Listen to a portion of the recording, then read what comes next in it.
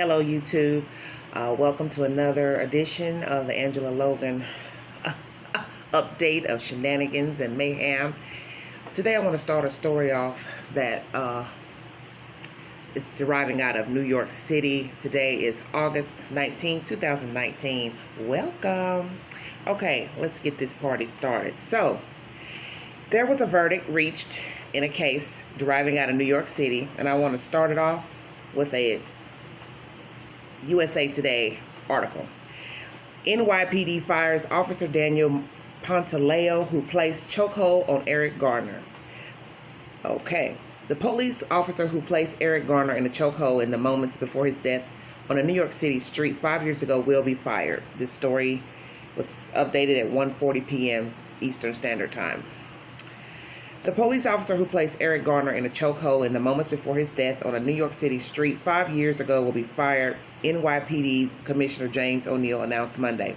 Officer Daniel Pantaleo, who is white, was accused of placing a banned chokehold on Garner. Garner's cry of "I can't breathe" became a battle cry for the Black Lives Matter movement against police brutality. "I can tell you that I've been in Officer Pantaleo's situation. I may have made similar mistakes," said O'Neill. Listen to that carefully. Who served as a uniformed officer for more than 3 decades. "But none of us can take back our decisions, particularly when they result in the death of a human being." Remember, I said that. An autopsy had found Garner's death was caused in part by a chokehold, and the case was ruled a homicide. O'Neill said Pantaleo was correct. Remember that. When he initially used the chokehold, but that when Garner was under control, he should have switched to a less lethal alternative. I'll get back to that statement. A local grand jury and federal prosecutors declined to charge Pantaleo. Mistake. On August 2nd, however, a departmental trial judge recommended the 13-year department veteran be fired. "Mr. Garner was somebody's son, somebody's dad," O'Neill said. "Everybody in the NYPD understands that." I may disagree with that. But anyway, the decision drew fire from police union President Patrick Lynch, who accused O'Neill of choosing politics and his own self-interest over the police officers he claims to lead. Activist Carmen Perez, co-founder of the Women's March and CEO of the Gathering for Justice, called Pantaleo a dishonest officer, but said his firing provides cover to the NYPD to continue resisting our continued calls for accountability and transparency. Garner, 43, was accused of selling single cigarettes outside a store on Staten Island when officers attempted to arrest him. In a struggle captured on video, Garner gasped repeatedly that he could not breathe after Pantaleo and other officers knocked him down to the ground.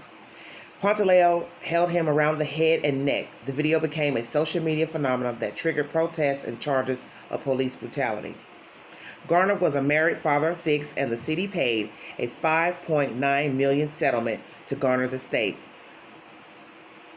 Now listen to this. Commissioner O'Neill said, "There were no victors in the case. If I was a police officer, I probably would not be happy," O'Neill said.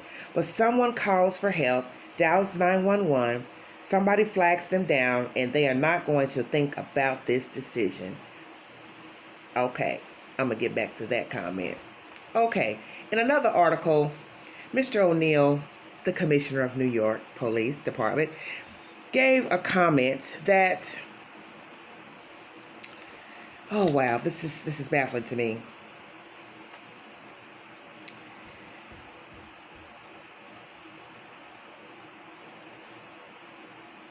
"I can tell you that I've been in Officer Pantaleo's situation. I may have made similar mistakes," said O'Neill, who served as a uniformed officer for more than 3 decades. "But none of us can take back our decisions, particularly when they result in the death of another human being." Okay, I'm about to get crunk, and you already know how the queen does. First of all, once again, as I stated in a video yesterday I made in the police shooting of Mr. Weaver in Clinton, Tennessee, why do you all consistently, constantly use force by hand, by gun? Okay? Who the hell ends up dead from selling cigarettes outside of a store? Now, yes, the owner, whomever, manager, they don't want you outside the store, pilfering, gathering, loitering. That is their right to complain. But when you got to the scene, how did it end up you saying to this person, hey, you're not supposed to be here, you're not allowed here, you're not wanted here? How does that conversation go to murder? How does this man end up dead? You had no business choking him. Why didn't you all use what you were taught when you were training in school? This is what I'm confused about. You went to the academy to learn how to subdue a person suspect in a given situation. No one should end up dead from someone saying to them, an officer, hey, you're not supposed to be here. You're not wanted here. You're banned from here. Whatever.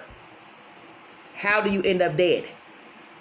And then this crazy commissioner making a comment about basically saying, well, hey, it's a sad situation today for a police officer in New York City, but they still go out and do their job regardless of this decision. Well, yeah, because you're paid to do that job. Now, buddy, you don't like your job? You have a problem with your job? Hey, go get you another job. Because let's keep it real. Most of you officers and prison, jail, sheriff department, all of you, state trooper, all of you, most of you don't have no business being in this line of work. You got bad attitudes. You have nasty dispositions. You already have prerequisite commentary in your brain, in your thought process, your tongue. You already have bad thoughts before you even leave your home. Some of you are racist. Some of you don't like different groups of people. Some of you, hell, your men don't even like women. Let's keep it 100. So you don't have no business in this line of work dealing with the public. You're supposed to be keeping the public safe. That's why people call you. It's for you to help render aid, not to be murdering citizens. And we, some of us, African American and other nationalities, are tired of hearing these stories of people ending up dead from just a minor situation. Because like I said, all this burying of dead people from traffic stops and standing outside a store, it's out of control and it's ridiculous. And Mr. O'Neill, Mr. Commissioner of New York City, you basically acting like, well, okay, I've been in a similar situation, but the person, they didn't end up dead. And okay, ain't you glad? Ain't you glad they didn't end up dead? Because you might be sitting where your homeboy's sitting right now. Look how long it took for this issue to come full circle. 5 years. His family and the city and the rest of the people who are concerned and care. 5 years it took for this to go through the court process. And this woman and her kids and family gets justice. At least some justice, acknowledgement, okay, that you're firing him. But he's not being charged. And so that's a difference too. He's lost his job. Let me state that for the record. Pantaleo has lost his job, but he is not facing any federal charges in the death of Mr. Eric Garner. So how about that? So what the hell is going on? I'm not going to let this be my YouTube mantra, reporting stories every day about black folks being murdered or white folks either. Unjust, because it's ridiculous. It's sickening and it's ridiculous. And I brought you all this because it popped up, on the phone, it's, on a news break. And I thought, well, let me let the world know, hey, that they're firing this man. They're firing this cop, Pantaleo, but he's not being formally charged in the death of Mr. Garner. So some of the articles that I've read today basically saying the family didn't get justice. He got fired, but he's not standing account for the death. And then this Mr. O'Neill, this commissioner, basically saying, well, hey, sorry, we've been in similar situations, but others haven't come up dead, and we do have a job to do, and we don't be thinking about this decision that's made. I don't know what your officers are thinking about. And you ought not speak of what the hell they thinking about. Because let me tell you something. That's what I want to preach about today. There is no thought.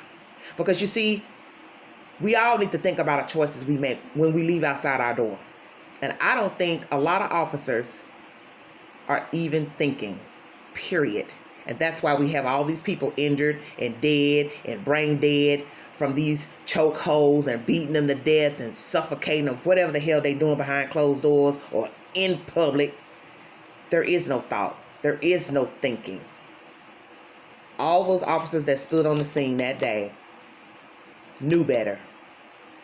And they are supposed to be trained in a way that is productive in sustaining life to subdue a person who is combative, non-combative. And a lot of you like to jumpstart and put your hands on folks just because they talking back. I've seen that in several videos on Facebook, the news. As soon as someone says something back to you, hey, why you bothering me? Hey, why you harassing me? Hey, I didn't do anything. Hey, first thing out your mouth is, I'll arrest you. You want to put you under arrest? I'll arrest you. You're just using your authority to your advantage to make yourself feel better. But let me tell you something, baby. There's going to come a point in your life when all that hot air you blowing, you're going to pay for that. Because karma is a bitch. And she comes home all the time. Believe that. Garner family, sorry for your loss.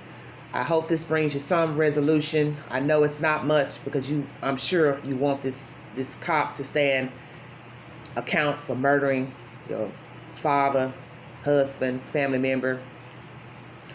But New York said no. So 5.9 million. Still a life. But that's what the state rendered to the family for the death of Mr. Eric Garner. I'll talk to you guys later. You all have a safe week. Bye.